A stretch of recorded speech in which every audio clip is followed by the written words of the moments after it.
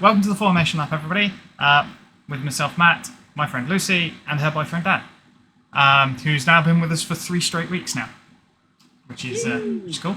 And we're going to talk about the British Grand Prix, both the sprint and the race, and the safety car. But we will get to. The safety car happened at the end of the race, so we are going to talk about it at the point where we get to that. So let's not get ahead of ourselves. I know everybody wants to talk about it and see what we think about it and all that sort of stuff. How did you both find the 2 races? First of all. Fine. I mean, so personally at home, we've made a bit of a weekend around the British Grand Prix because I didn't go this year. As you can see, I'm wearing last year's Lando stand shirt. The FOMO was so real. It felt like everyone and their dog and their dog's best friend was at Silverstone. You know, like it felt like your server was particularly quiet this weekend. So yeah, it was rough. Yeah, it was. So we were like, right, let's make a nice weekend of it. My mum had it booked off work. My boyfriend was here visiting, so we did a lot of board games. We did like party games. We had like party food. We had friends over. It was a really nice time. So for us, having more racing, you are not local, but if you want to come next time, enough. You're local enough. See, we just have people like within walking distance come over. Fair. But you would be very welcome next time. I was busy on Saturday anyway, so it didn't matter. Yeah, either way, you could have come for the Sunday. Anyway, yes. Yeah, so it was quite nice having, because a race is quite exciting, right? So it was nice to kind of watch the race, have that excitement, and then just kind of take that excitement like outside into the garden and hit each other with giant inflatable burritos. So yes, wild parties. I'll pull up a picture. But what about the actual racing? The stuff on track. It was fun. It was. I liked qualifying both times. I think for sure. My memory's a bit foggy, but I think the sprint. It was fun seeing Hamilton leading for the first half and defending. I think that's one of the. I do think that's one of the better sprints we've had because there's actually actual overtaking, and it set us up for what turned out to be quite a good race, in my opinion, ignoring the bit at the end. But we'll get there. So while Lucy looks at that photo, I'll just run through the procedure for anybody who's not joined us before. So we are going to look at the highlights on the official Formula One YouTube channel, both for the sprint and for the race. So any timestamps that we call out are going to be around that, and we'll just follow along with the highlights. And that helps anybody who's not seen the race sort of follow through. And here I am trying to hit my boyfriend with a giant inflatable burrito. Those Spotify listeners are gonna love that. And we're off topic already. And it helps us sort of not go too far off the rails trying to go through, and even though it's only been a couple of days, we do forget what happened in the race as well. So something I'll add that I just noticed: the sprint highlights are longer than the race highlights. Really? Yep, by like 2 minutes. Yeah. I make it 5 seconds longer. Oh, what? Do I just have an extra 2 minutes on mine? Do you have the right? I'm on F1 TV. Formula Do you have 1. like the whole intro at the beginning? No, Formula 1 is what you should be looking at. Formula 1 YouTube channel. Not F1 TV. Mm-hmm. Interesting. Do I put YouTube then, Lucy? No. You know what? Since we're on Twitch, I will, I have the rights. I will send the 2 links. So that's the sprint, so that anybody who's in Twitch chat can click those 2, and that's the race. They tend to always be about 8 minutes long as well, so that will help. So let's start with the sprint. The race that's not a race, that's definitely a race. I will highlight the misspelt trophy. That was entertaining. Britian. Yes. I tweeted Britian and everyone was replying like, actually it should be United Kingdom. I'm like, that is not the point of me writing Britian here. Yeah. That is not the point. Yeah. Like. And it's the British Grand Prix, so yes, the Grand Prix of Great Britain. So I don't know what the actual race trophy said though. I'm assuming that was spelt I correctly think the because race nobody. trophy was. I think the race trophy was correct. I think the on-screen like asset was not. Mm-hmm. There was a Like- there was another moment where on screen was wrong as well. They did a replay of the start of the race during the race, and the on-screen graphics said sprint start replay. Oh, I didn't catch that. Interesting. That's funny. So it's Formula One. never change. All this money Pinnacle you of can't motorsport. spell correctly. Anyway, let's start with the sprint. So we've got Hamilton. Yeah, it wasn't even Hamilton on pole. It was Leclerc on pole, Antonelli in second, For the sprint? and is that right? Oh, hang on, that's the race. No, Hamilton Hang was on, on pole hang for on. the sprint. I started playing the wrong video. It's going well this week. It's going well. Hamilton was on And we pole. were just laughing at F1 for messing up. Hamilton was on pole. Antonelli in second, and Hamilton was quite aggressive off the start. He pushed Antonelli quite far into the wall. And much like the gaps after qualifying, those two then decided to disappear into the distance and leave basically everybody else behind. I think it was one of the Sky pundits leading up to the race said that both Hamilton and Antonelli seem to really like this style of car with less downforce. And it really shows. Interesting. Hamilton's always liked a car that's sort of twitchy on the rear. That's just always been his driving style. And everybody has a slightly different driving style.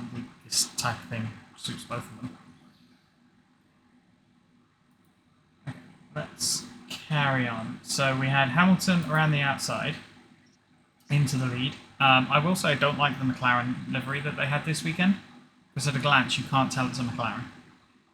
Yeah, it was a bit confusing. I liked it on paper. Like the concept of it was nice, but I think functionally it wasn't great. Yeah, every time I look, like it looks like a good livery, and I understand what they were doing with it and all the rest of it. But every time you glance at them on screen, it's like, is that a McLaren? And then it's disappeared. Just kind of annoying. They both did get a better start than Russell, though. So they were ahead of Russell by the time they got to turn 3, I think this is. Yeah, turn 3, the first sort of wheel braking opportunity. And then Russell's going up the inside, Leclerc somewhere down, what's that, 7? P7? Yeah, P7. You want the fan? One of the takeaways I've had from this weekend is we kind of have 8 cars running fairly close together now. Hadjar seems to have found some pace. The McLarens have found some pace. Red Bull have obviously had some upgrades, and we know they've been doing quite much. Verstappen got a podium not that long ago.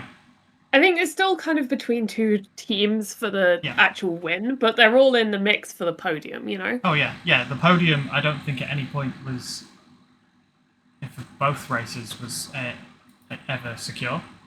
Because at this point, we are running Hamilton, Antonelli, and Norris.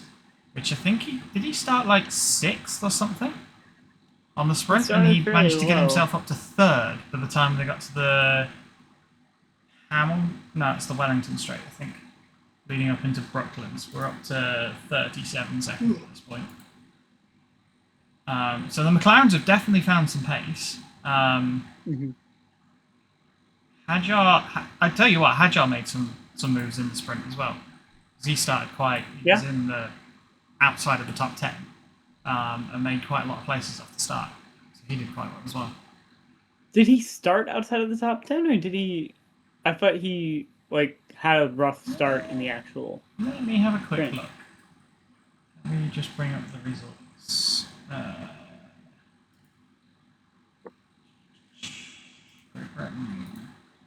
Because there was one of the races where he was on lap 1 and he dropped up to the he I'm not sure if that was the sprint or the... Yeah. So this goes back to my point of the top 4 teams all running in the top 8. All 8 of them were half second apart. Top 8. For the qualifying? Or... That was the sprint grid. Okay. and then actual qualifying. Hangzhou was fifth in actual qualifying, but again, the top 4 teams had the top 8, all 8 drivers in the top 8 places. Yeah. So I think all the teams are starting to work out their cars, and with them bringing upgrades, they're starting to bring the gap closer together. Unless you're driving an Aston Martin. So yeah, let's go back to the race where we leave that window. So we'll continue the sprint on. So at this point, we get down towards Cups, and Norris gets himself into P2. So we're up to 58 seconds or so now. So at this point, I'm like, maybe Norris is on for a good result here. He could be on for a win if that McLaren has actually found a decent amount of pace. Yeah, I mean, he won last year at Silverstone, as I remember all too well. Yeah, and McLaren over the last few years have almost made a habit of starting not great and then ramping up throughout the season. Yeah. There was, I forget what year it was, but they came to. Was it 22 or 23? 23, I think it's earlier was. than that. I think maybe when Alonso turned up. Oh. I think it was Norris and Alonso. No, it might have been Norris and Ricciardo. No. If you're referring, 2020 2023 was the year, I think, when they really struggled at the start, no, like the it was earlier than P16 kind of. No, it was back when they had a different Yeah, car. They had like an orange it and happened blue multiple car. times. I want to say 2022 was the big first one, and I think Norris was getting podiums early on in 2021. I'm thinking, But- I'm thinking even earlier than that, so like 17 or 18, something like that. Oh, that was And pre-Norris. they turned Yeah, up and they were people- literally like at the back Aston Martin levels of pace, and by the end of the year they were consistently in the top 10, and that's a lot of progress in a single year. Yeah, fair enough. Yeah, they do make a lot of progress almost So- every year, it seems. Yeah, and they know what they're doing. They're championship winners, the current championship winners. So if I roll it on through Maggots, Beckett's, all that sort of stuff, and we pause it at sort of around minute 12, as they come onto the, I forget, there's so many straights at Silverstone now, I can never remember what they're all called. I got it. Hamilton has The hanger straight hanger straight, yeah. So a minute is and after 15. Maggots and Beckett. A minute and 15, Hamilton has quite a lead at this point. And I'm thinking here he's just going to run away with it, because I think he was more than a second clear at this point as well. Yeah, barely, I think, but yeah, more than a second. And Antonelli's in P3, he's fighting with Norris, so Hamilton's going to keep growing that lead. Like, this is Hamilton's home turf as well. He's so successful at Silverstone, so it just makes sense. Yeah, It's correct. yeah, and he's always gone well here. The stat before this weekend, in the last 19 races he's done here in Formula 1, he's won 9 of them. If he'd won the main race this weekend, or last weekend, he'd have had a 50% win rate at Silverstone. Which is insane. Mm-hmm. And it's also insane that his podium rate for Silverstone is like 75%, which is insane as well. So, Crazy. yeah, he always goes well here, no matter which layout we've run the track on previously. Because that's the other thing, there's 2 different Silverstone layouts here, and he's won on both of them. Interesting. So, When did they change it?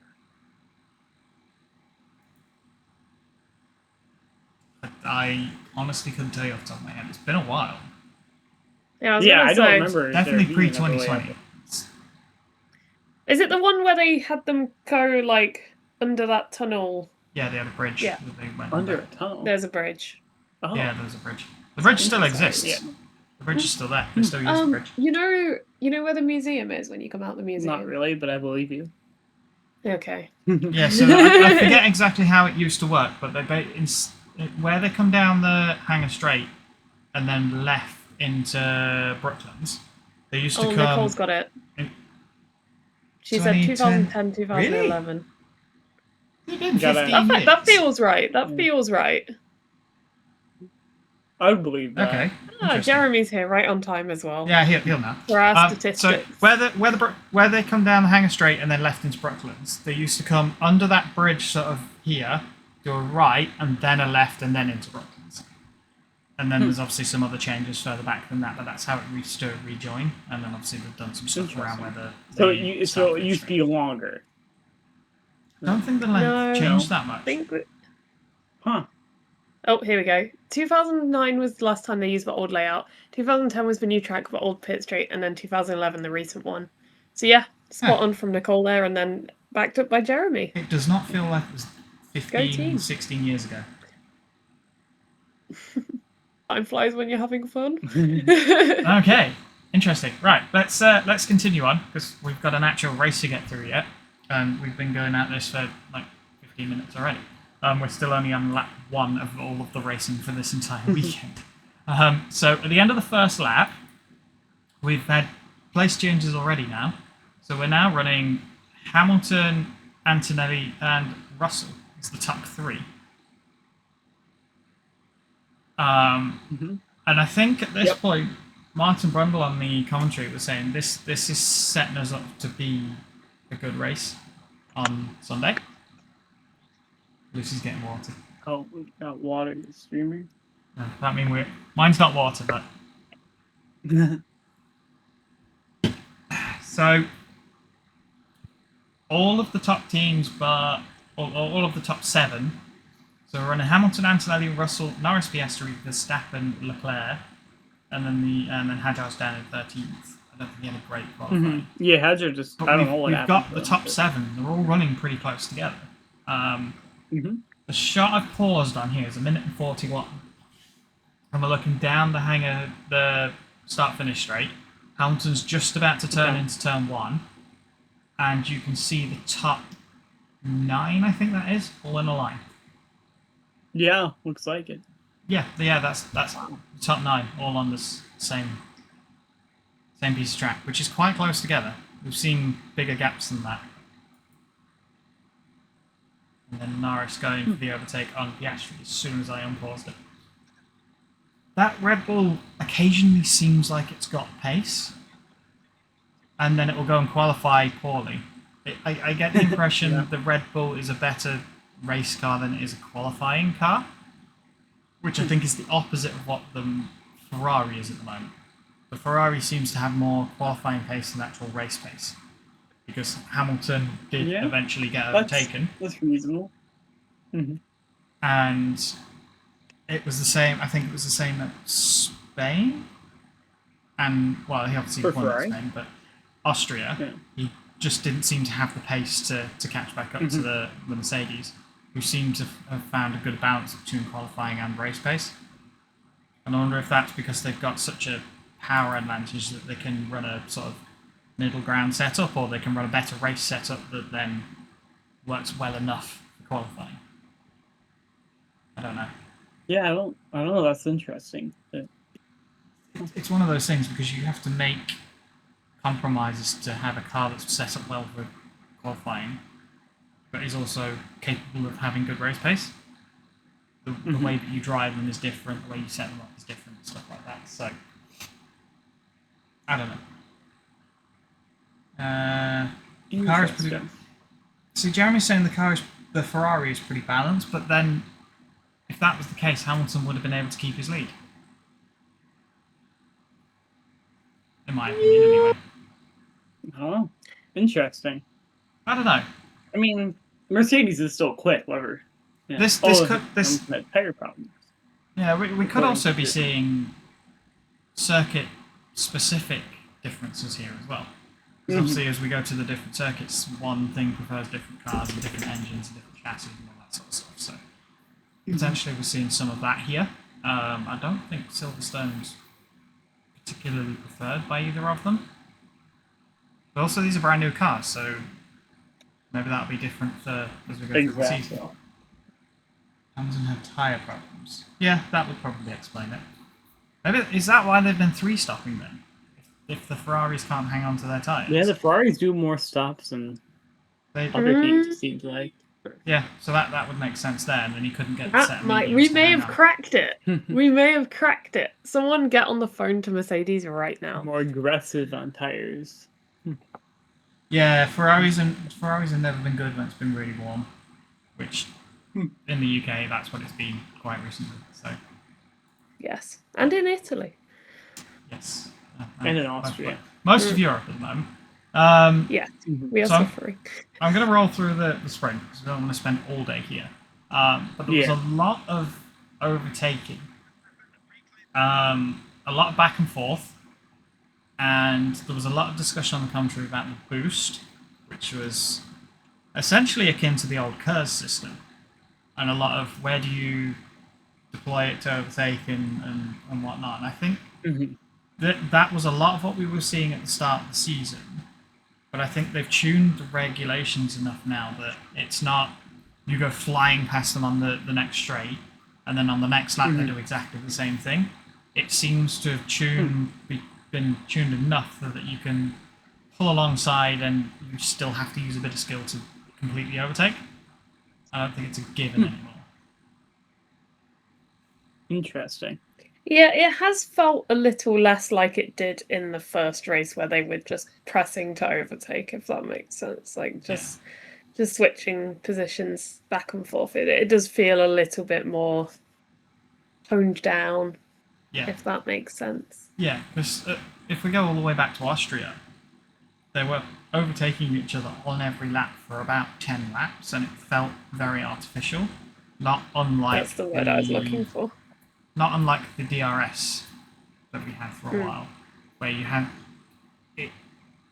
It was designed to put you alongside the car in front, and then you had to completely overtake. Whereas in reality, it didn't work like that because the teams knew that they could just make a wing that worked really well for a DRS and give you like a 20 km/h speed boost. So you just breeze past. Whereas this didn't feel like that. It didn't feel artificial. Yeah, the main issue with Silverstone is also the full throttle percentage. They can't really charge the battery without compromising track position, so I wonder if that helped in the fact that they couldn't charge the battery enough, so they had to use it sparingly. Yeah, maybe that's So it's not a bad shout from Jeremy. beyond my knowledge, but yeah. Yeah. I'm not technical enough to be able to weigh in on that one. I just watch cars go fast, but Yeah. yeah. Yeah. Fair enough. So let's keep rolling through the sprint because this is what the bulk of the middle of the race was. Once we got into sort of lap 2, 3, most of not the mid pack. It was basically Norris, Verstappen, Russell, Piastri, Leclerc, all sort of exchanging places amongst each other, which was actually quite entertaining to watch. I think this is why Martin Brundle and myself sort of agreed that it would be a good race because they were all driving quite close to each other. So we didn't see any of this last year because nobody could drive that close. And they were all driving close to each other. They were all overtaking each other, and there was a lot of back and forth.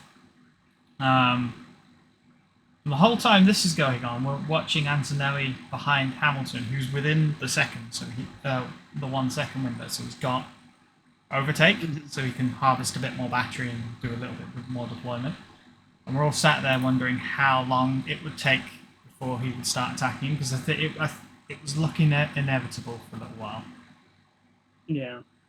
As much as I was everybody I wanted. was surprised how long it took, but Yeah, I think so because I've paused at 4:41, and this is lap 8. So this is when Antonelli's sort of within half a second. It kind of looks like he's sort of cruising up behind Hamilton, and the overtake's going to be inevitable.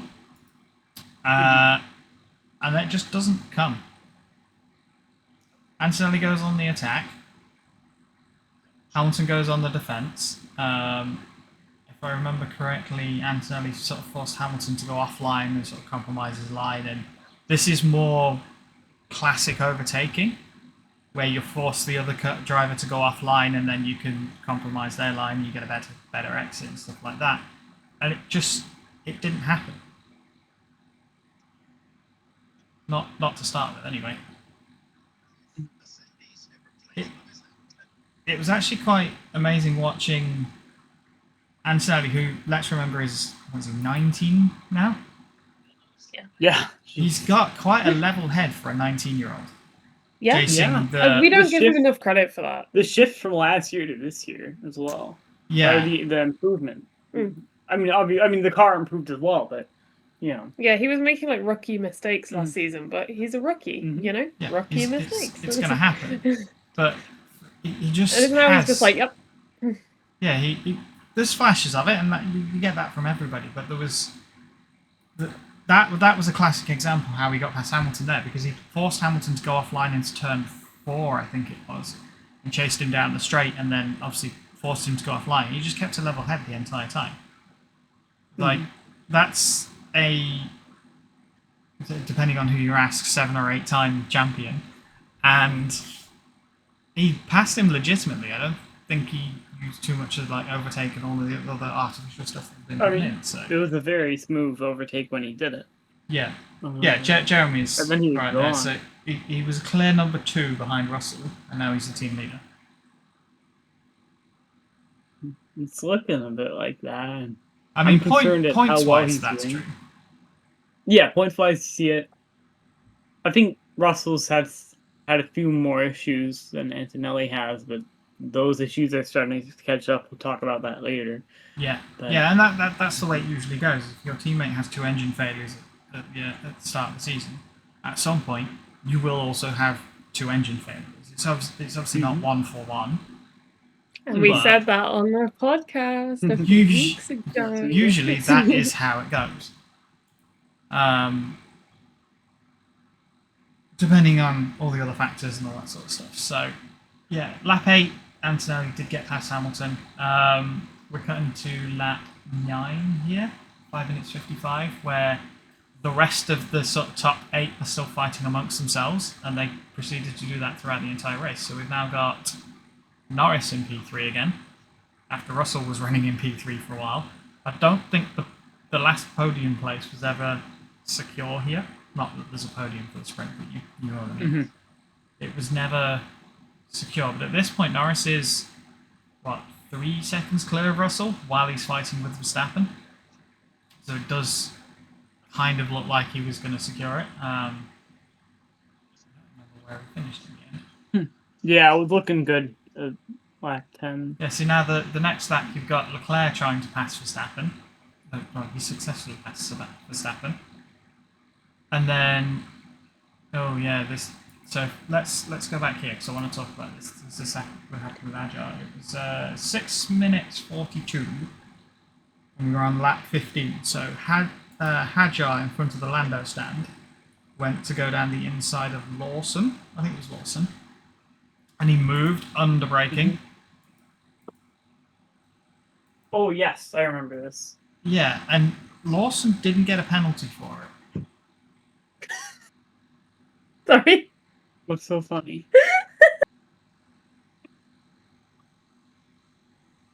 Dan just hit the desk. Oh. We just went up.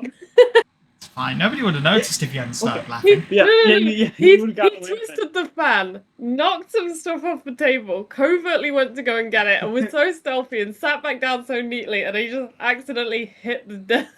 Hmm. Whoopsie. So Okay. anyway, Anyways, Lawson. Hadjar and Lawson. This didn't get a penalty. I thought Lawson was in for a penalty here because he moved under braking. Where is? I'm fairly sure Hadjar at the time said that wasn't worth a penalty on the radio. I think he complained about it. Penalty? Oh, here we go. Yeah, it's quite a sharp turn in. Yeah. Mhm. The way that it happened, So I I get the was impression saying- that Lawson didn't see him until the last minute or something.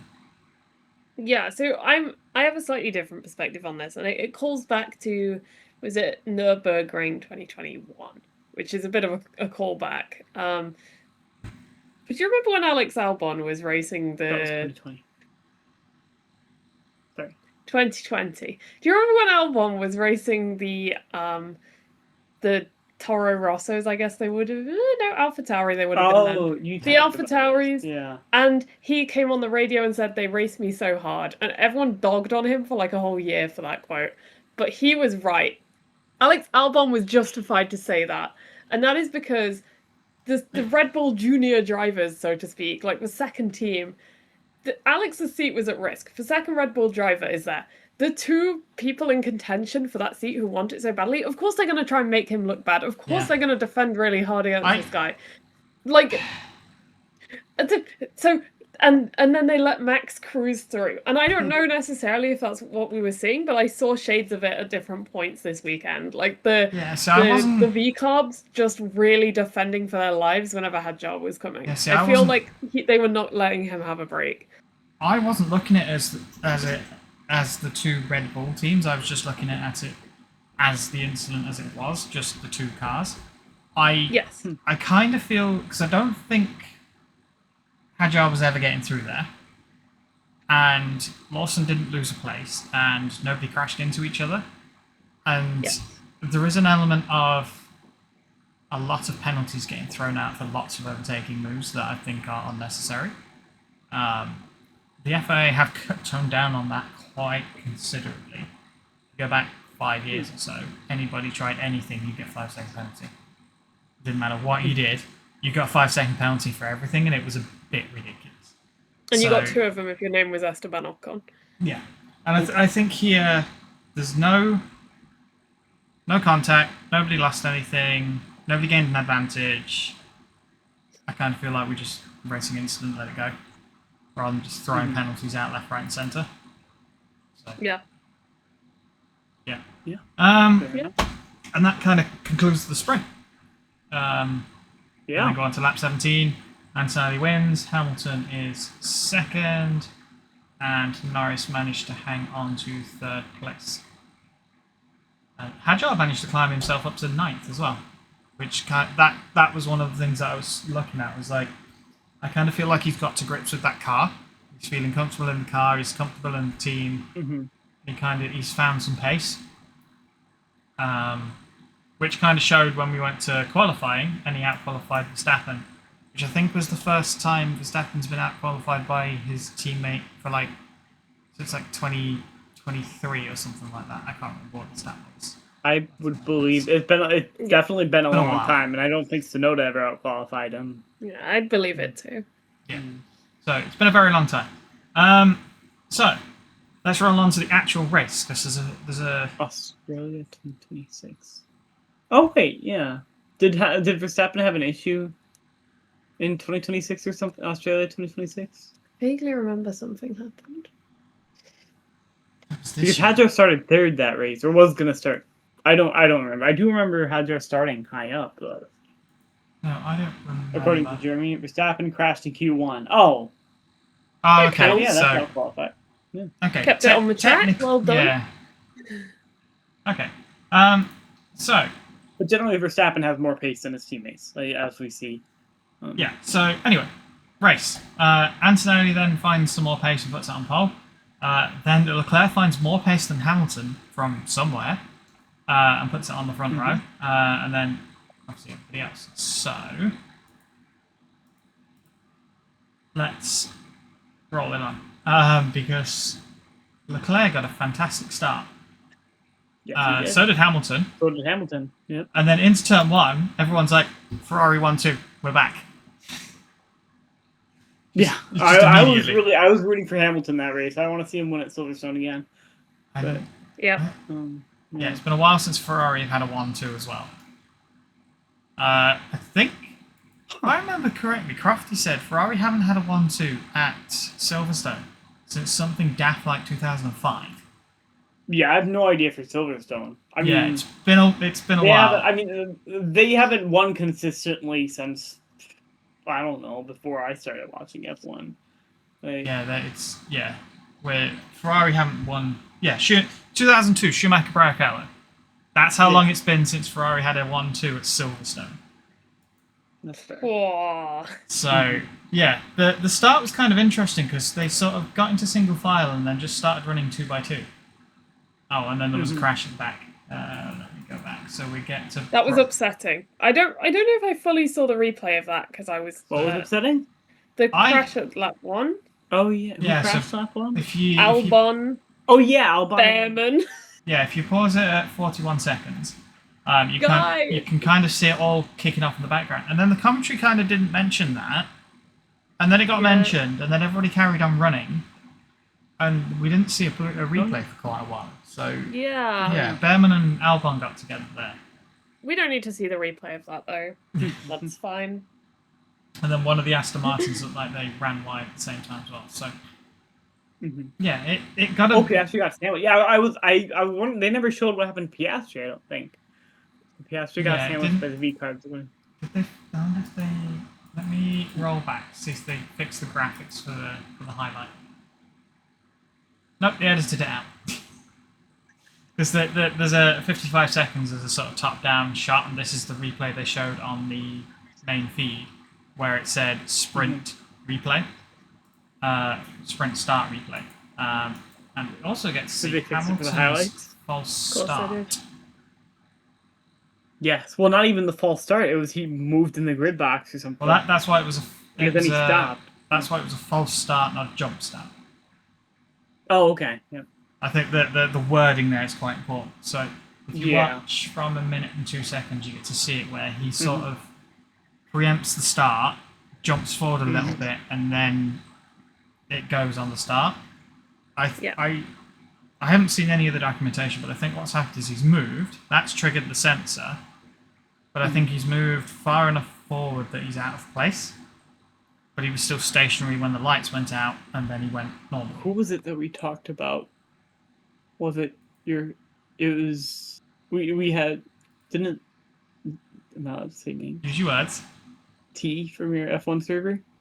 Oh We're yeah. watching with T. Are we all T or Yeah, name? you just call him T. Is T from F1 server. I don't know if he's in the F1 server. He explained this.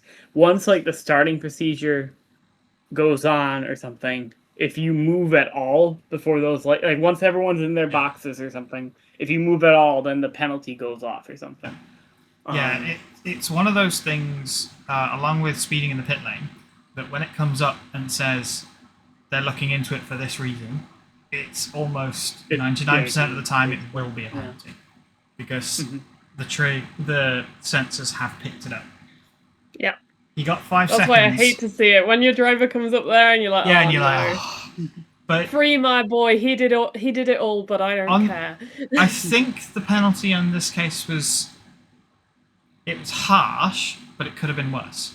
Because normally a jump starts 10 seconds, Oh really? Oh, cool.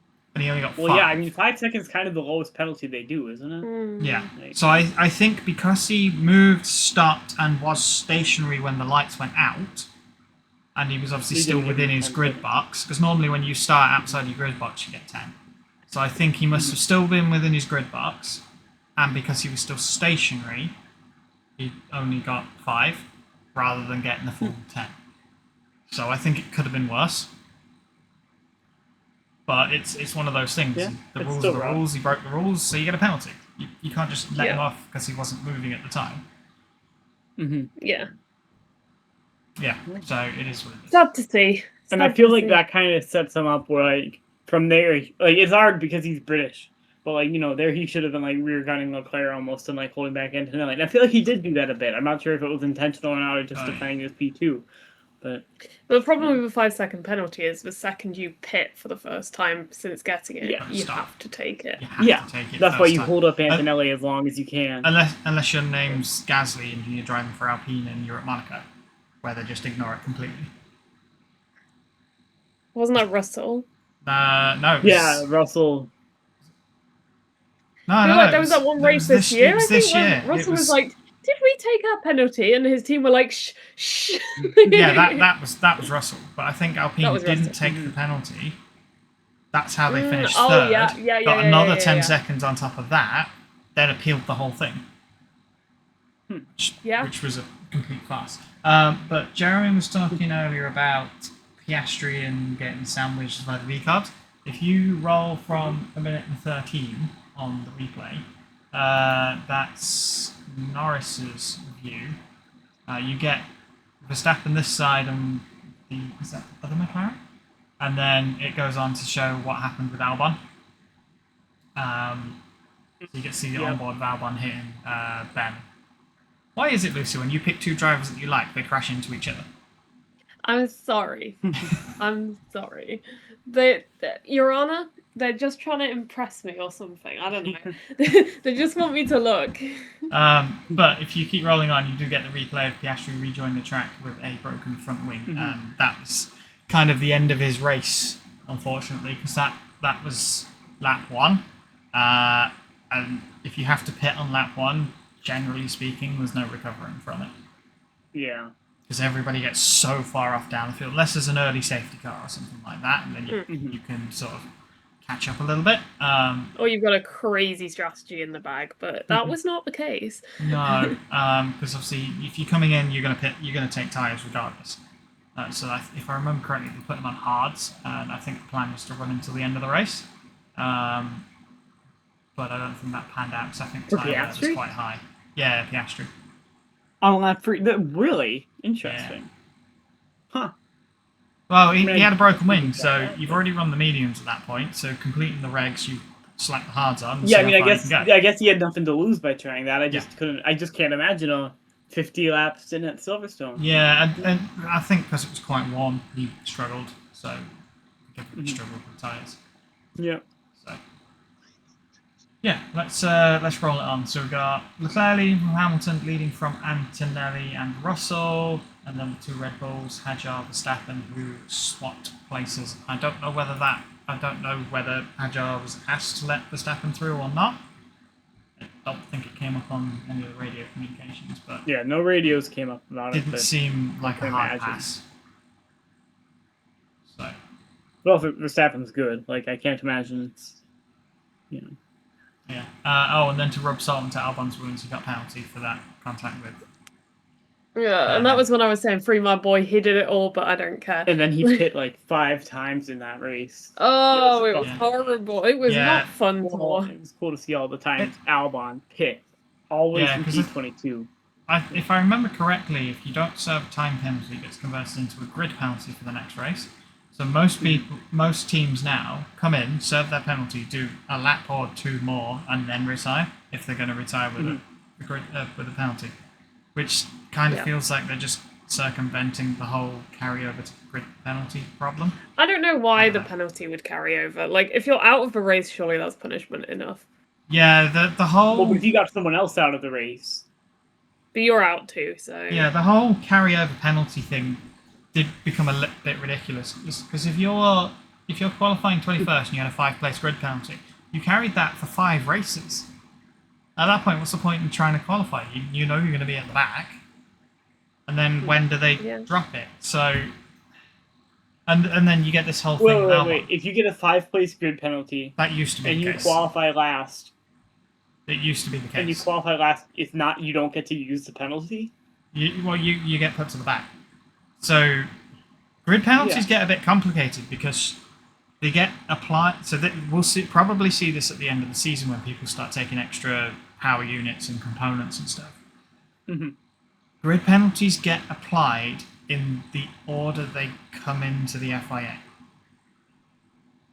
So this is where this gets a little bit complicated, because you've got 5 people taking a load of components and they're all getting 10-place penalties. They have to go in the order they were applied. So you could be someone like Hulkenberg and qualify 16th. But if all the other people around you, including you, take penalties, but if you take yours first, you go back and then everybody else goes behind you, you could then start 13th. It's really bizarre. Huh. Wacky. Interesting. Yeah, so... and I think this season... We'll probably see more grid penalties like that. We are definitely going to see this at the end of the season. But the way it works is the grid penalties are applied in chronological order. So if McLaren come in first and go, Norris is taking all these components, and then Haas come in and say Ocon's taking these components, Norris's penalty is applied first, then Ocon's is applied after that, and then etc. So there'll be some weirdness at the end of the season. We'll get it, I'm sure. I feel like definitely the Mercedes are going to have to start taking some power unit issues as well. McLaren I feel like well, they've gone. Isn't Norris Jeremy on was his saying in last chat. battery or something?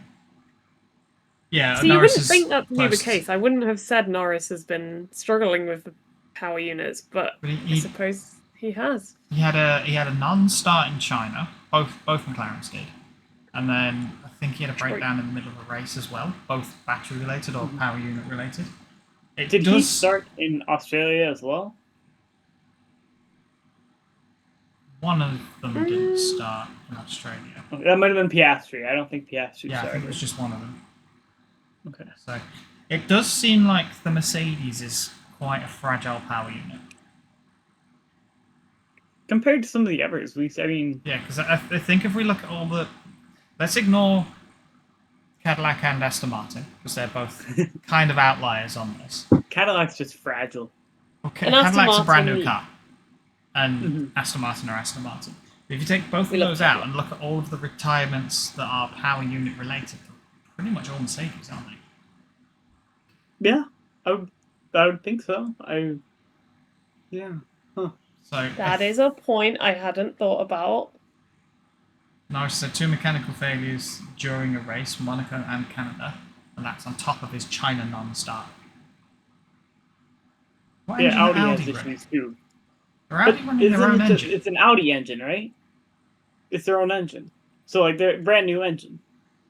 But yeah, I mean Audi's, new engine, stuff like that. So Yeah, Audi? they can be making, excused. rookie mistakes are allowed at Yeah. Audi. Yeah, new engine, new team, blah blah blah. So that's understandable, but Mercedes, especially after 2014 and all that sort of era, they know what they're doing with engines. Mm-hmm. So let's They've got the carry power. on. Let's carry on with the race. So we're about 2 minutes and 4, 2 minutes and 3.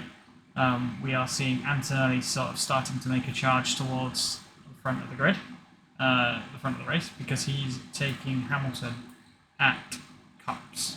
Which I saw him lining this up, and we're like, are we gonna have another 2021 incident here? Yeah, we said that, didn't we? We were like, oh, I think But- my word was, it's always fun when these two race, or something like that. Yeah, they do fair race quite fairly. I also don't think we're ever going to see the 2021 incident again because I've said it before and I'll say it again. That was a racing incident, in my opinion. Yes. Mhm.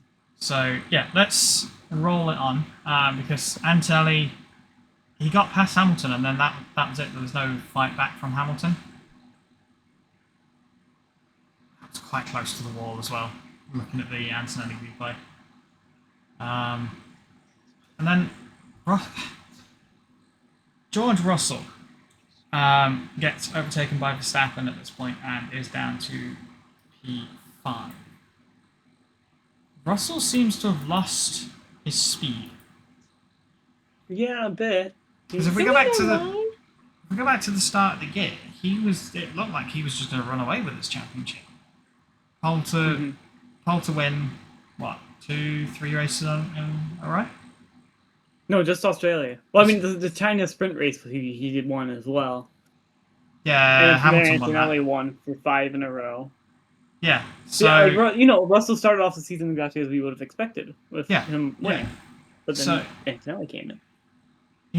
I don't know whether Mercedes have changed something or whether he's lost his mojo or what's going on, but he seems to be running P5 on average, even through qualifying. Mm.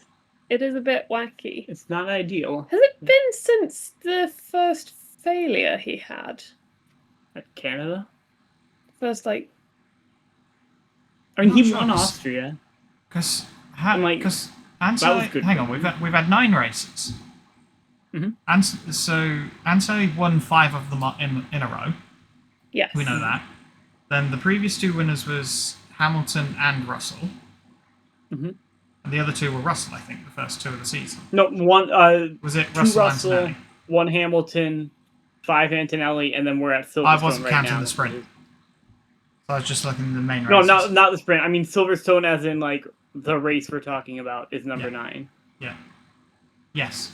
Okay. Yeah, it just seemed Russell, once Antonelli started winning, just got a little bit rattled. Mm. Mm-hmm. And I don't know whether... Yeah, I'm sure he didn't. Like, based on 2025, I bet he would have expected a fairly Yeah, easy. he probably would have been championship on top of the absolute world. Yeah. After that first Until he one, he was wasn't. expected to then just keep winning. But there's always a what goes up, what must come down, and all that. Mhm. Yeah, so I wonder if he'll get it together after the summer break. I reckon he will. I mean, look at I- Norris. Look what happened there. Norris did. Yeah, well, He was all right in the end. yeah, McLaren was struggling, but you do see this. Some circuits suit drivers better than others. We've spoken about Hamilton at Silverstone. He always goes well here. Same as Canada. Hamilton always goes well at Canada as well. So potentially this is a couple of tracks on the bounce that Russell hasn't got along with. Maybe he'll come back. I don't know. But it just seems odd that he just seems to have lost all of his speed all of a sudden. Mhm. I don't know. And also, we're getting to the point of the season where last year Antonelli struggled, and I don't know if he struggled at Silverstone last year, but like Antonelli is doing the good in the places that he struggled last year, Yeah. and he's just going up, and Russell mean, is not matching that. He's a real talent. And I was like, Russell is also a real talent. They both are. Mhm. Yeah, I mean, you've got to give anybody who's got an ability to drive those cars fast, they've got actual Yes. talent. Yeah. Because But then there's like real top talents, you know, and I think we could count both Russell and Yeah. Antonelli as those, yeah, you obviously based on their top of the like top. feeder series track records. Yeah, Mhm. because most people, I could get into a Formula One car and I could drive it. That wouldn't be a problem.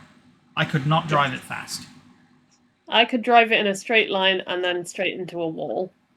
The best example for this is if you look at Richard Hammond back in like 06, 07, something like that. I can't remember. It's quite a long time ago.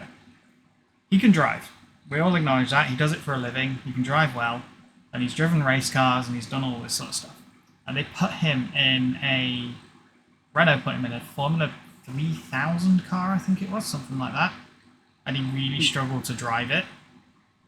And then they put him in either an F3 or an F2, something like that. Again, stepped him up, and he struggled to drive that, and he really couldn't drive the Formula One car at all.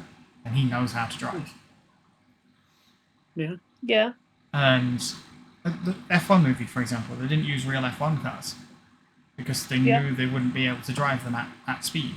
So the Formula One, any car with slicks on it is hard to drive. Never mind one with aero. Mhm. So. Jeremy's making demands of you. Anyway, let's roll on. We are up to lap 24, which is where I can see you, Lucy. I have eyes. So, lap 24 is where the pits, or the pitting? Pit stops. That's the word I'm thinking of. I couldn't think of the word. There it is. Start coming in, and we are at lap 24. So if I remember correctly, the strategy was pitting on lap 24 to 30 if you're going to do a medium to a hard, and then it was later than that for medium to softs. So this was bang on schedule, but also quite early. And then we've got the whole painful moment of having to wait 5 seconds before being able to do anything to the car. Which is also hurts your whole stop. Because Hamilton, I think, was then stopped. Yeah, it was an 8.8, so his actual pit stop was 3.8 seconds. Because, Oh shoot! Yeah. Because see, this is what a lot of people also forget as well. Is when you're doing a pit stop, you're the wheel gun, for example. When Hamilton comes in, before he's even stopped, you're following the wheel in. The gun is on the wheel, and you're undoing it before the car's up in the air. If he's got to come in and stop, he's stationary, then you go forward and in. You have to react to it. So he's already stationary when you've then got to do that movement to come in and back out again. So you lose a bit there as well. So this is, as much as it's a 5-second penalty, it's more like 7 because of how much it slows your pit stop down.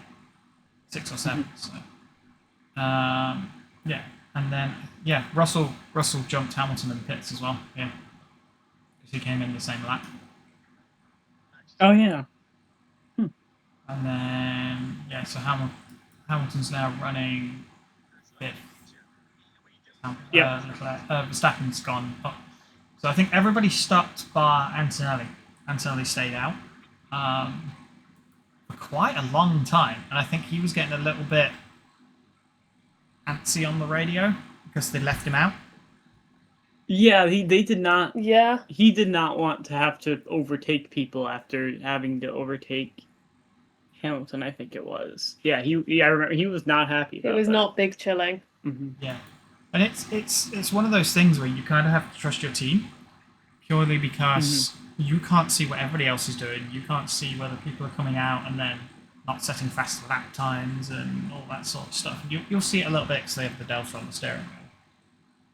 But it might well be that everybody else as much as they've stopped and come out, they're not setting the timing screen on fire. Yeah, he was. Yeah, Jeremy's points out he didn't want to get undercut by everybody else. But at this point, he's at a 15-second lead. And then he was 27 seconds clear over Verstappen. So he could still hit and go back in between Leclerc and Verstappen into second place, which is where he was to start with. So he was still going to be where he was, but with much, much fresher tyres, which means he could then chase down Leclerc for the win. But obviously there's a whole lot goes on because you've got to find a gap in traffic. You've got the back markers to think of as well because they're mixed in with everything, and the timing tree doesn't tell you where the back markers are. So the guys at pit wall have got I love the fun of the strategy game because it's almost like two different teams within a team talking to each other. Yeah. So you've got the driver who's out on track and is the actual one doing it, and that's tough because as the driver you don't have all the information of like what the pit wall can see and everything, and the team back at the factory. But you can tell how the car feels. Like you can tell like how your grip is or how your rival's doing in front of you. You kind of know in your head how you're doing on the track. But then on the other side, you've got kind of flip it over the team back at the factory who are coming up with the strategies and the strategists on the pit wall and everything. They can't be in the driver's helmet. So it's kind of the two sides have to really like mesh perfectly together to make the optimal strategy. And I don't know, I just find that really fascinating and how it's not solely on one team to just go, this is what you're doing. Like obviously there's some level of that, but it's a bit of a balance. It's quite hard because this is where everybody talks about the relationship between the driver and their engineer.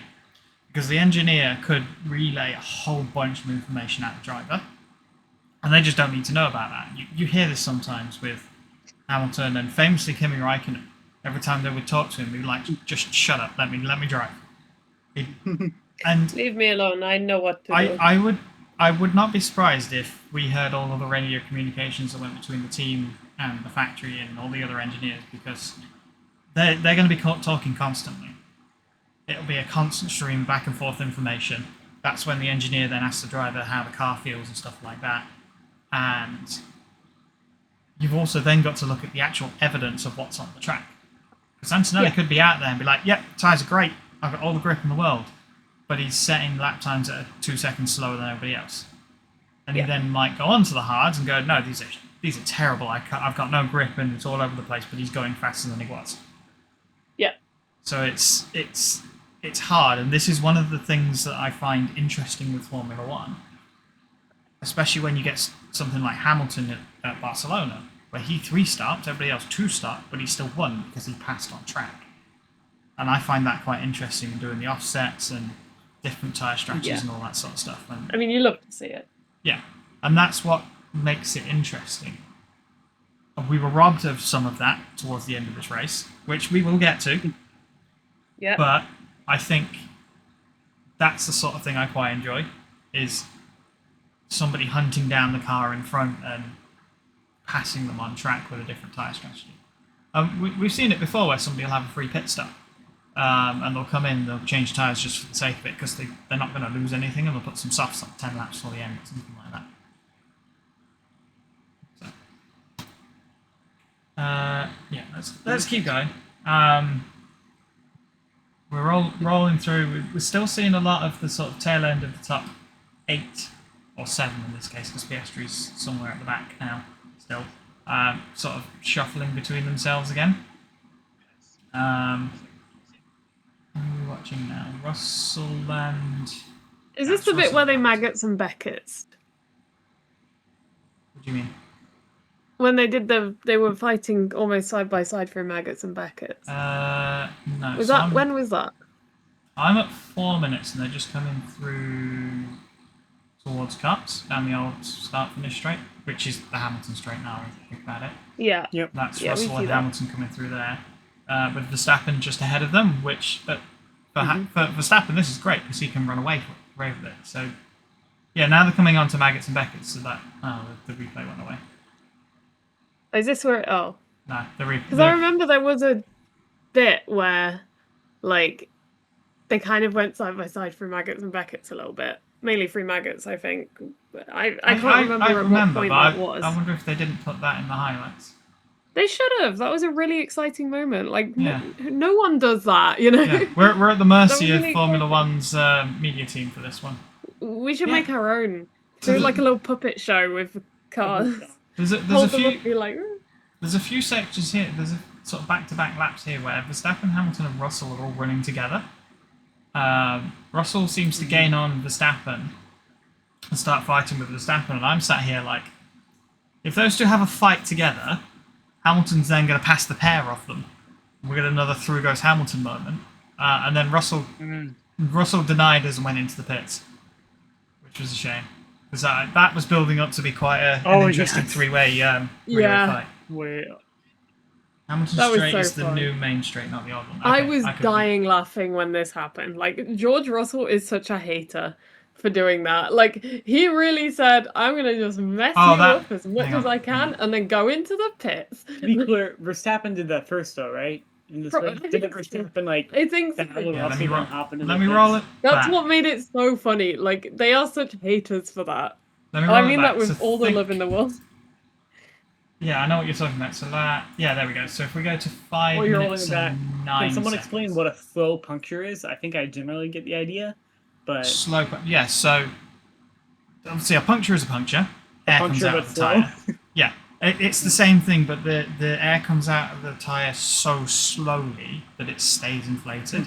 Obviously, you can have an instant puncture, which is obviously where all of the tire just all of the air's gone instantly, which is more of a blowout, which is what Hamilton had 2020 when he finished on 3 wheels. Yes. A puncture is obviously where it deflates really quickly, and then a slow puncture is where you're losing no more than maybe half a psi a lap or something like that. So Oh. Russell okay. got told of his slow puncture and then did another lap. Interesting. I think it was one of those. Wait. Yeah. Yeah, same issue that cost Russell his maiden win at Sakir Yeah, Grand like Prix. when you hear that you have a slow puncture, your first question is kind of how slow is the puncture? So Like- yeah, so for example, if you get a slow puncture on your road car, you can inflate your tire and you can drive around all day and it will have the correct pressure, and it might drop 1 or 2 psi. Then you park it up and then you get back in the morning and it's flat. Interesting. Oh, whoops, Whereas if my it's a fast notification didn't puncture- noise. It's kind of handy if it's a slow puncture because sometimes you can just. So I've had this before, and I'd overinflate it by like 5 or 10 psi, then do like the 3 miles to the tire place. So you can just drive on the same tire and have it changed. So Fair enough, yeah. yeah. So if we go to, did they give the onboard replay of Russell shoving? Oh my gosh. Turn off Yeah, I'm turning it off. Yeah. Mr. Popular over here. Yeah. Yeah. Let's. Wait. Can you not? Yeah. Okay, let's keep going because it starts getting a little bit interesting at 5:38, lap 41. So we're 11 laps from the end, That's you. and at this point we're looking at Antonelli basically hunting down Leclerc for the win, and that's what we're expecting. yes. And this is what we're focused on. Is Antonelli going to catch Leclerc for the win? I think Leclerc at this point was starting to get, what's PSI in normal units? That's what we use in the UK, and I'm fairly sure that's PSI what is normal. Formula use. Formula One use. Bar. But Oh, PSI because is they're like hubs in Europe. yeah, PSI is pounds per square inch. Yeah, 0.06 bar. Pounds. That's why we don't. Like the weight. Yes, The American weight. the UK is weird because we use a mix of both metric and imperial. Horrible, horrible. Why don't we just use metric like normal individuals? Honestly. Let's not go there because that's a whole other topic. Okay, Yeah, sorry, whole sorry, conversation. But sorry, anyway, sorry, lap sorry. 41. We're looking at Antonelli hunting down Leclerc. He's catching him fast too. He's Like, catching I him remember fast. watching this. He was catching him fast. And Antonelli comes over the radio. I've got a problem. And I don't remember his exact words because the radio message there doesn't come up with any text. And he starts getting overtaken by everybody. What it was on the inside of the hub, they've got like a... Crofty described it as a wheel shield. And I think what it essentially is where the brake duct is. So it's got like it's like a carbon fiber piece. The suspension goes through it to attach to the actual wheel hub. And it obviously directs air and it does a bit of aerodynamics, and that's why he's one of the reasons he slowed down. But I think his issue was it was binding on the steering as he was trying to turn. The actual wheel was hitting the shield, and then it was hitting one of the suspension arms, and he just couldn't turn the wheel. That's why he kept going off. Yeah. He immediately came in, and they put a set of tyres on and a front wing, which I found really odd, considering what he was describing, what the eventual... Well, I don't think they knew what the issue was. Yeah, I don't think they knew straight away, but I find it odd that nobody noticed that on the pit stop. Because... Yeah. I guess it's So- one of those things that in a fast pit stop that you're trying to do, or like, not to lose Yeah, they too much didn't- time. what did they do in the pit stop? Was it just tire change or what? And Front front wing. And Front wing and tyre change. Yeah, so I mean, if it was a normal pit stop and someone noticed it, you'd forgive them for not going, hold on, guys, it's 2 let me just seconds." reach my hand into this car and pull, you know? But if they're doing a full, like, front wing change and take the wheels off and try to diagnose this problem, yeah, you Okay, would think someone so would spot that. Jeremy said here they did notice on the pit stop and they just moved it back into the pit. Oh, that's good position. information. The problem with the main feed here is they cut to that pit stop just as the side jack was coming out, and he left. So in terms of the actual replay, we didn't see any of this. We know he came in because obviously the commentators called that out on the commentary, and from the driver tracker they can see all that. But we didn't see the actual pit stop, and at this point nobody knows what's going on as well. So I don't think the team had worked out, they had broadcast, whatever. But if you go to 5:57 on the replay and click play, you can see he runs over the curbs at Cops, and they've sort of put a white circle on. You can see the whole thing vibrate and then just flip. And that's the piece that's the problem, and that's what's causing all these issues. Yes. Oh, yeah. And then he comes in for another lap, and I think they just ripped it off. Lap Yeah. 44, there we go. He came in again, they pulled it off, and they sent him back out again. So it took them 3 laps to diagnose that and get it sorted, which is kind of interesting. I don't think it's going to be on the highlights here, because I've seen what comes on lap 48. Yep. Antonelli did get a penalty for leaving the track multiple times while he had this issue. I thought that was so harsh. I Like, he clearly was not gaining an advantage from it, and he was clearly having a car issue that he had to pit twice to resolve. agree with the penalty. Yeah, I do too. Okay. I like. Go on, Dan, I'll let you go Explain. first. I remember I want to say Singapore 2025, Is it Hamilton? where Hamilton had his brake issue. Was that it? Yes. I And thought he- that was Abu Dhabi. Maybe- Doesn't matter. I know what you're talking about. I don't know, whatever it was. I Yeah, thought it was he Singapore. had some sort of issue with his brakes or whatever, and he cut corners, stuff like that. Yeah. And and it was the last lap. He was trying to just hold on and not like Get it to the finish. retire, but he got a penalty. Mm. And I feel like that's kind of a similar. It's not quite exactly the I same disagree. I because I think there was also like stuff there Singapore. about Singapore. racing with an unsafe car, maybe. Yeah. But in general, So he got penalties for cutting stuff, and So the- Antonelli did the same, even if he didn't mean to. yeah. but- So the unsafe car is my argument for this and why I agree with it. If your car Okay. is in such a condition or such a poor condition that you can't keep it on the track, it shouldn't be on the track. Yeah. Because if you're all over the place Yeah. like that, you shouldn't be on the track because you're unpredictable. You're doing things that people aren't gonna, understand. If you're going that much slower, you could have an accident. So, as much as yes, okay, Antonelli didn't cut corners like Hamilton was. Like, I think Hamilton's penalty was less harsh because he was blatantly cutting chicanes and going off track on purpose, and Antonelli wasn't. His car still wasn't in a state that was safe to drive, in my opinion, and that's what the penalty was for, not for leaving the track and gaining an advantage, because that's not My penalty. concern, if we go and talk on the unsafe thing, as Jeremy said in the chat, Antonelli wasn't cutting, he was just going wide. And I Yeah. fully support you on that. If you can't keep it on the track, don't be on the track. That is so Yeah. correct. So his penalty My was for worry track limits is- because he kept leaving Yes. the track. Yes. But my worry is that if I reckon he could have stayed within the track limits, but to do so, he would have had to slow down so significantly that it probably would have become more of a hazard. And that's Like, where I the feel white, like that's him why going wide. Yeah, but that's where the marshals will then throw white flags. Because he's being predictable. He's staying within the track limits. Yes, okay, he Probably might be going not very very slowly, well. but the marshals will throw a white flag. Yeah. And then Yeah. once he come in and they fix the issue, he could then go back up to mostly full speed. Yeah. Shouldered what now? Yeah, he got two Yes, track he got two limits track penalties. penalties.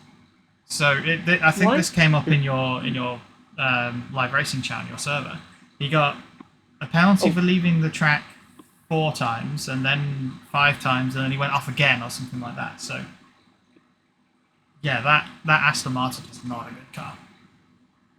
No. That's alarming for the like surely that's unsafe at that point. Like I feel like I'm not happy with the quality of the Aston Martin this I season. don't Like think the I don't- drivers are happy I with don't that. think so. Yes, nobody's happy with it. but like how are they Yeah, he allowed got- to drive he got that? one If it's penalty for- genuinely like He got 1 penalty for leaving the track 4 times, and then the second penalty was for the 6th time. It's like, damn. yeah. Hotel This- motel holiday. What I want to add with the Antonelli thing, I don't know if it's going to show it in the highlights here, but like he came out of that one pit stop, and this is where Antonelli, like I didn't. I've been rooting for Russell pretty hard since the beginning because like the idea he's been in Mercedes, he's been their junior driver since like 2019, but even before he got to Williams and only got into Mercedes once they weren't good anymore, and now they have a good car again, but now he's got a team, kind of it's one of Yeah. like Rosberg sort of situations, and I've been rooting for Russell. But Antonelli grew on me here because this is when he came out of the pit stop. He was in like P10, barely ahead of Kyle Pinto. He had his 5-second penalty, and I think the team was ready to call it and have him They told retire him the car. to retire. But he insisted to stay on track and finish that race. he and was try to like, pull I'm ahead of gonna Kyle Pinto try. by Yeah. 5 seconds, and it looks like he could have maybe gotten that. We'll get to Not why for he what's coming didn't, up. But yeah, Yeah. if we go to 6 minutes 16, we are 4 laps from the end. Leclerc's now leading with a large margin. Hamilton, I think, is back up to P2 at this point. Let me just roll it on. Yep. Yeah, so we're running Leclerc, Hamilton, Verstappen, Russell, and Antonelli's down in P10 at this point. And then Verstappen decided he wants to have a beach holiday in the middle of the race. As he should. You know, Um, sometimes coming it up gets a bit towards- stressful. Coming up towards the Lando stand, I can't remember the name of that corner because that's one of the newer ones. Stowe. Stowe. Considering this is our home track, I'm terrible with the corner names at Silverstone. I think I've just gone round the track so many times on foot that I've just picked it up. Yeah, so Verstappen went off and he was making the same complaints about Austria qualifying, as Jeremy's pointed out, where the rear wing didn't close and he had no downforce Yeah. when he turned in. He was Now- not happy about the car when that happened. I've seen, and I don't know how technical this is because it's on Reddit, but I'm going to talk about it anyway because I think it's quite interesting. And Lucy, feel free to turn off because we're going to get quite technical. Switch off. When you go through the replay, No, she's actually in standby mode. You guys are making me laugh. When you look at the replay, Verstappen's wing is closed. Then you see the car dip as he hits the brakes, and then the back end steps out. So it looks like the wing was closed, and the car, he took in too much speed and stepped out and whatever. Somebody made a point on Reddit about the rear wing, or the Macarena wing as they've all called it, because the Ferrari wing goes underneath and over that way. I think. No, they go forward and backwards, don't they? And it's the Red Bull one goes the other way.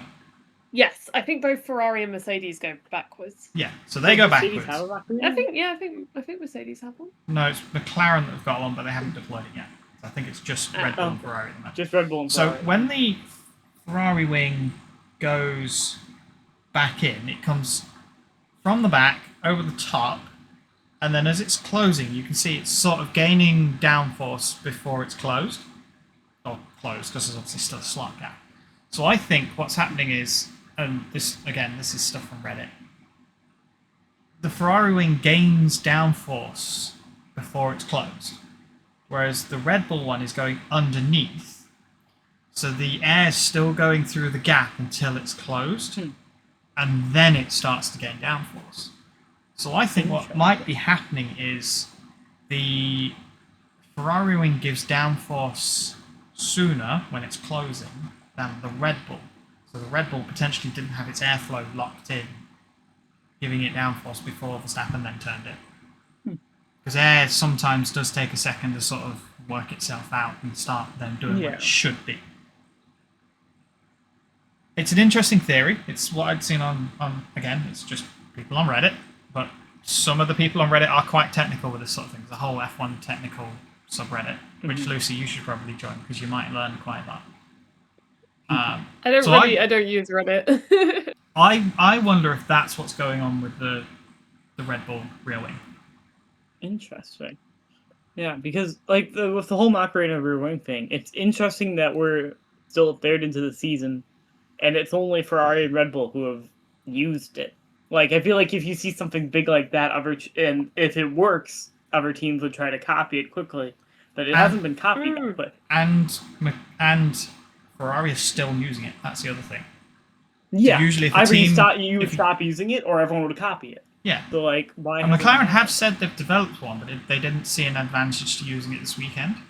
But I think this kind of corner where Verstappen's gone off it's not a braking zone. So it's not like he's gone on the brakes, closed the wing, then turned in. If I remember correctly, they said it was a manual trigger. So he had to manually close the wing to then take that corner.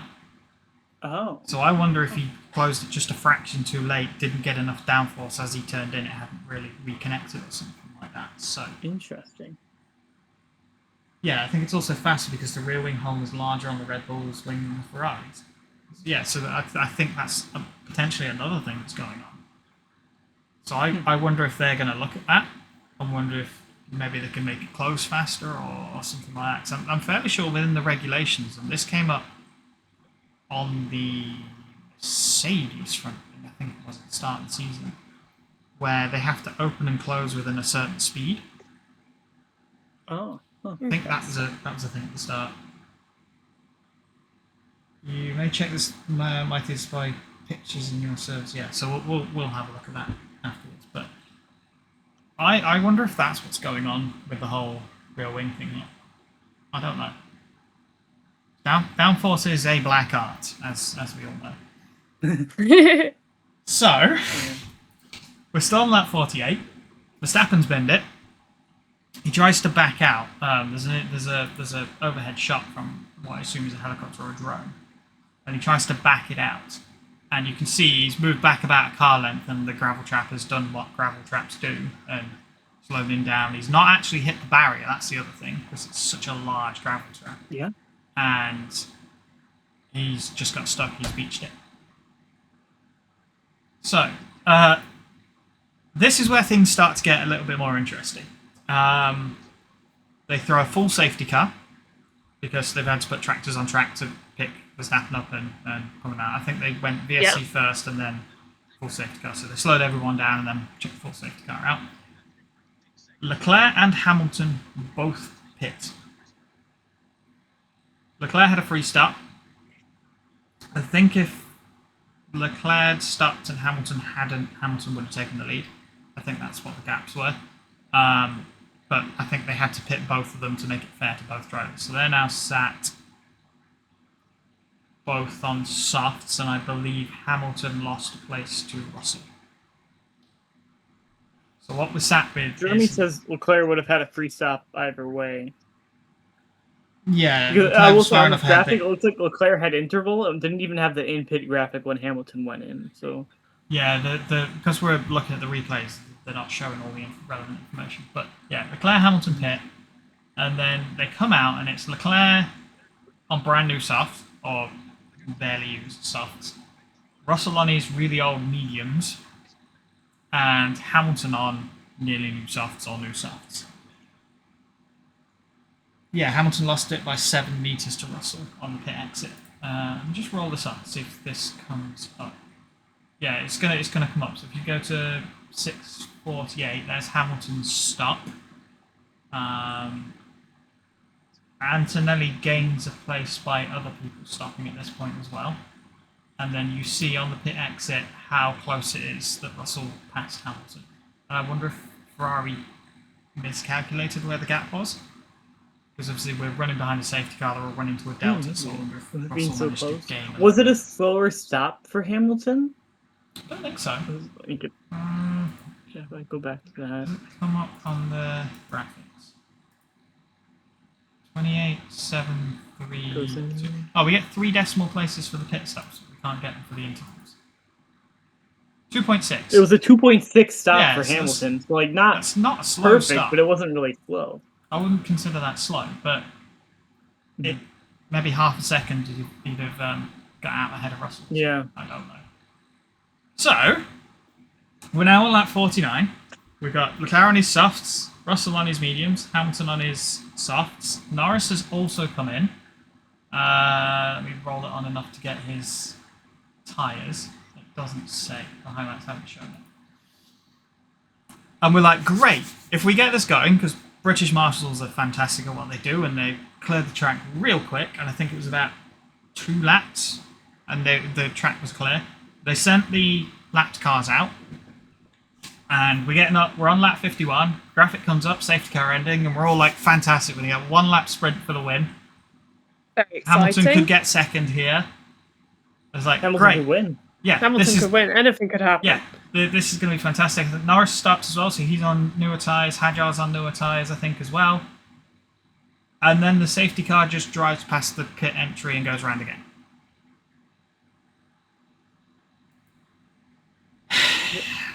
And I think everyone just kind of deflated a bit.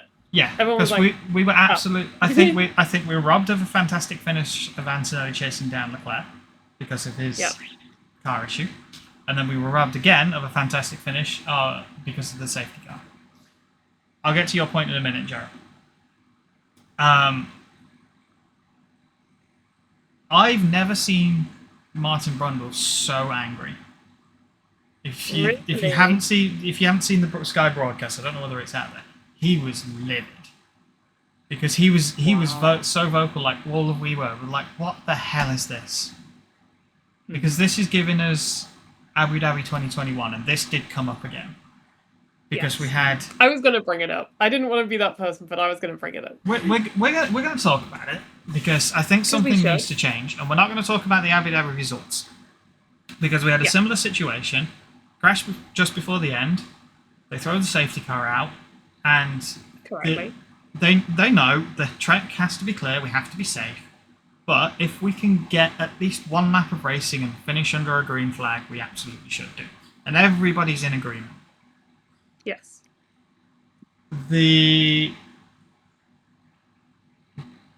Martin Brundle was so angry about this, he got the regulations out on his laptop after the race. Like literally within 5-10 minutes, he's there on his laptop. You have to let the lapped cars unlap themselves. Mm-hmm. And for those that don't know, This is so that the lapped cars that are in the middle of the field don't get in the way of racing for position. If we're in the middle of the race, we'll let them mostly catch up to the back of the pack and then the safety car comes in. Because we're so close to the end, really they only need half a lap. It doesn't need to be any more than that. Jeremy, you are incorrect because Martin Brundle looked this up in the regulations. They don't have to have another full lap before the safety car comes in. That's not the case. So we're all sat here like the lapped cars are far enough ahead. What the hell's gone on? Because what happened in Abu Dhabi is the safety car came in and we got one lap of racing. And that ultimately decided the result, and it would have been different if it hadn't come in. And we got the opposite result here because the safety car stayed out. So I think this has raised a lot of questions of what the hell? Why has the rules been applied one way and then the other way within such a small time frame? And also, I mean, we don't need to go into Abu Dhabi too much, but like also, isn't it clearly the procedure that every lapped car should be getting out of the way, not just the ones between the championship leaders? Yes, and that's what happened here. Although there was a whole farce with Sainz, which if you Yeah. I'm not going to go into this because I don't fully understand exactly what happened, but have a read of the FIA document for Sainz's 1 lap penalty, which is kind of bizarre. It's as clear as mud. I don't fully understand it. It sounds like he completed 53 racing laps, which is really bizarre. That's what it read like to pit me. lane. I know that. But Yeah, so Does that mean he won the race then if he did more laps? technically. Technically. So Yippee! I don't know. So this has raised a lot of questions of what we should do when we need a safety car within like 5 laps of the end of the race. Yes. And I think this is going to go on for a while, and I think the FIA. And I think there should be some sort of protocol, because the issue is needs if you to be get to clear. a point where I feel like though there's almost like more pressure on the marshals to be fast, like in a way that marshals almost won't be like, oh, the fast. marshals are basically they better not be. That's not fair. What I mean, and you've done marshalling, so you know exactly what I'm talking Yes. about. The marshals won't go fast for the sake of being fast. They will be as quick as they always are, and they will do Yeah. it right and they'll do it safe. Yeah. Because if the track is not safe, they can't let the cars go back to green flag. Yeah. British marshals are quick at everything. They do actually go out to other circuits to do F1, and they go out to other circuits to do Yeah. training for other Slight circuits. off topic, but at least one of the guys I was on a post with was going out to Miami for F1 and also had done Hungary the year Yeah. before. Yeah, Wow. they So take they British travel all marshals over. because British Unpaid. marshals are one of the best in the world. Yeah. So they will be as Shout quick out. as they can be always. They can't go faster because it's near the end of the race.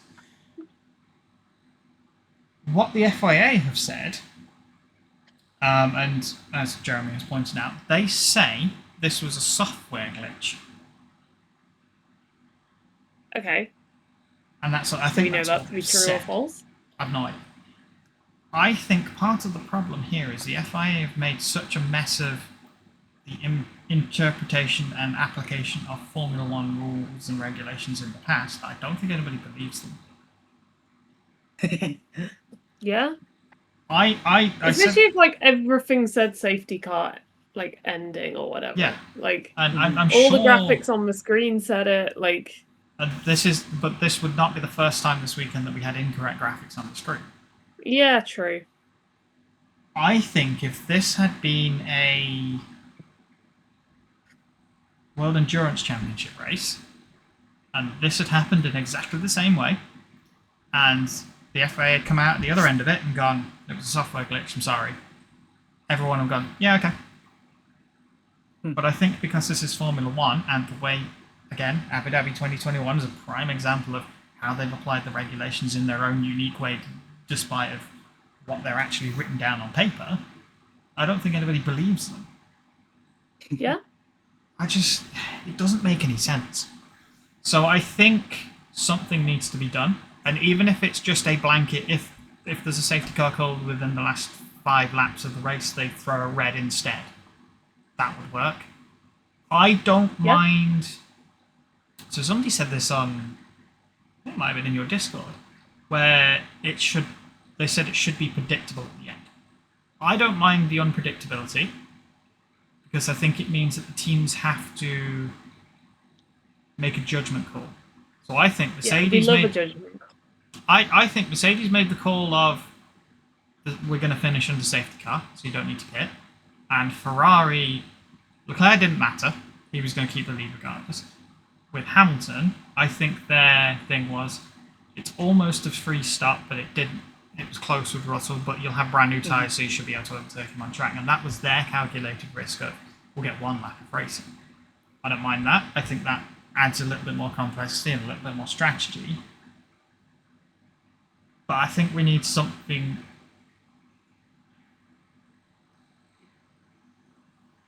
It I like the red feels, flag idea. it feels like an injustice, especially when we've had Abu Dhabi 2021. I still mourn the ending of that race. Like, not Yeah. necessarily because I'm a Hamilton fan and wanted Hamilton to win. I feel like every fan was robbed. I feel like Verstappen We were all fans robbed were of robbed a of having their fantastic big finish. moment. Yeah, like that could have been so amazing. Some of the And- best finishes to races are one lap sprints. Yeah. Because at that point, Like, look Hamilton, at Baku that same year, was it? Yep. Yeah. Where Hamilton Um, went straight on. Like, that was thrilling. Yeah, You know? yeah. So there's Hamilton for another safety car restart is when he started on the grid on his own. Yeah. Hungary. Yeah, that was 21? Hungary. Yeah, Or, And- yeah. and, Yep. and Hey! Crafty's famous line was, "It's lights out and away we go for just Lewis Hamilton." For Lewis Hamilton only. Yeah. That was it. Yeah. So I feel like I kind of feel like a red flag is something that's meant. Like I when I learned about it, I feel like red flag's supposed to be for more severe things. Like I don't know how I feel about just throwing a red flag over in the last 5 I'm- laps and someone's stopped. I'm fairly sure, and Jeremy will probably correct me because he always does. Okay. I'm fairly sure after Abu Dhabi 2021, we have had red flags when we've been close to the end to prevent this exact situation arising. I'm sure that's what they said. Post 2021, the FIA said we're going to use the red flag at the end of a race so that we can make sure we finish under green flag conditions. And it's I almost mean, like could you they've imagine forgotten though that. if we'd got that red flag in Abu Dhabi 2021, like the two drivers level on points, neck and neck on the front row of the grid with like Both fresh 3 tyres. laps, Because Yeah, they've both got on free fresh tyres. tyre change as well. a whole championship decided in just a few laps, like Because that would have been everything. this is the other thing is if you're going to use the red flag mechanism, you can't go safety car, leave them out for a lap, then throw the red, because those that have pitted and changed tyres are going to lose a load of track position, but those who haven't get a free change when they come into the pits for the red flag. Mhm. So you can't. They've got to do something. I don't think this is fair for the fans, especially, to finish in We love this the way. fans. That's us. We're the Yeah. fans. So our opinion counts on this one. So Are we I- more annoyed about finishing under safety car, or just that we thought it wasn't going to finish under safety car and then it did? Like, I because they think for told me us it was both. that we were told it was ending. I I'm think- autistic. I like to know what's going on. I'm annoyed because it said safety car ending, and I'm still sat on the shot. Where am I? 7 minutes and 22. It says safety car ending as the field is coming round for another lap, and we know that the safety car Yes. is not ending. It just carried on. Mhm. It meant that we were then robbed of a finish as well. The one lap sprint would have been fantastic. Oh yeah. That But was we all awesome. thought that the safety car was ending because that's what it said on the Yeah. screen, and we have no reason not to trust what it says on the screen. That's the thing. It's like I said about the balloon. We all deflated. Yeah, We wouldn't have needed to deflate if sometimes a safety car happens at the end. Sometimes a race finishes under safety car. We've seen it so many times. Yeah. Like If it- sometimes if that's racing, and sometimes like, oh, they're not going to be able to restart. There we go. Let's just Okay, watch them it come is what it home. is. We all kind of deflate slowly as the last few laps happen, and it's we a all slow cool down puncture and go, instead yeah. of just a pop. Exactly. It popped this race. So that was a circular Yeah. reference there. But yes, So it was a disappointing end. And they were talking about this after the race on Sky, and they were talking to Jenson Button about it. And he was like, he was trying to remind everybody that the rest of the race up until that point had actually been pretty good. There'd been a lot of racing. We've talked about it. Antonelli was trying to chase for the win. That was exciting until his issue. That was kind of a deflation. But Hamilton managed to crawl himself back up to the podium, even without Antonelli retiring. Hamilton was on the podium, even with his penalty. So think about where he could have been without that. And I think it was still a good race. The sort of beginning and middle was great, and then the end was sort of what ruined it. Sort of gave you a sour aftertaste. Yeah. So, I'd agree. yeah. So podium was Leclerc, Russell, Hamilton. So we didn't quite get the Ferrari 1-2, but another good result for Ferrari. They seem to have got the pace again. Silverstone clearly suited their car because they had not two poles, but they had a first and a second across the 2 days. And Leclerc won it quite comfortably as well, I might add. I don't think his win was ever in any doubt. I thought Antonelli was going to chase him and push him for the win, but I don't think his win was actually in any doubt in the end. And yeah, the cars went round again, and this is where Antonelli finished in P9. So this was the other thing I was discussing with my friends at the time, was Antonelli sat in P9. He's got a 5-second grid penalty, and if we get back to green flag racing, he's got half a chance of getting 5 seconds down the road in front of Colapinto and Gasly, and potentially only dropping to P10. So he's potentially still got points on the board. Making all of that work that we've just got emotionally invested in worth it. Exactly. P16, I think it was in the end. Let me just roll it through. 16. Yep, he dropped behind Perez in the end. So, it was a sour note to end the weekend on. I think it was unfortunate for everybody involved, and the FIA have got to do something with it. Yeah. So, first double podium for Ferrari at Silverstone since 2018. Okay, race classification says 15th, so they might have adjusted something after the. I was just looking at the timing screen on the as they cross the line. So there's always a bit of official classification after the race. So obviously it's post-race penalties. Sainz Scott penalty, so that was applied. Oh, Sainz, yeah. So let's move and look at our Formula One fantasy team that Dan has still not joined. I will be in there before Belgium. You know what? Homework immediately after we cut the cameras here. This one is signing up. Probably. So let's have a look at our Formation Lap League here. So we'll look at the British Grand Prix results. Top 3, I've got Maggie No at P1, Vartu Cool P2, and our very own Laszlo Lucy was 3rd place. Yippee, yippee, yippee. Even with Bottas on your team. Oh, respect Bottas, thank you. Respect him. You were fully carried by the Ferrari and Mercedes this weekend. Pair of 92 pointers. I was 4th, actually, so 1 behind you this weekend. Go team. Then we are going to have a look at the overall results.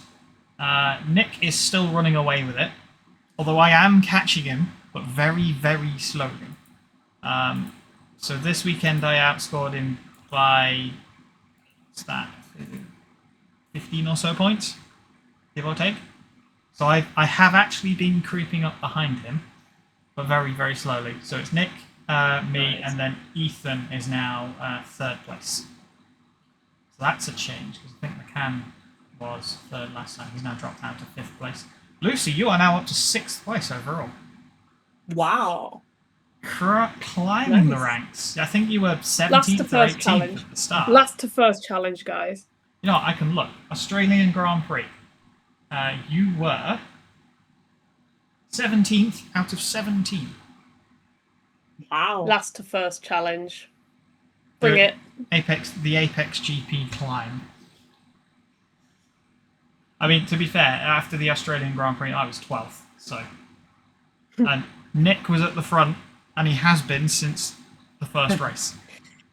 So I'm We'll get actually him. quite impressed with myself that I'm climbing up and catching him. So, yeah. If you Yeah. haven't joined, if you're watching on either Spotify or YouTube, there is a link in our description. If you haven't joined our Discord, you can join that and join our discussion. We do, unless everybody's at the British Grand Prix, we are quite active talking about the race. We're talking about silly season because there's been rumours of Verstappen moving to McLaren, of all things. But that doubt it. may not come to anything. So, yeah. We talk about other motorsports as well. Formula E. Lucy never shuts up about Formula E. I love Formula E. We've got GB3 That's and only 4. Yeah. I talk about drifting occasionally, world endurance. British F4.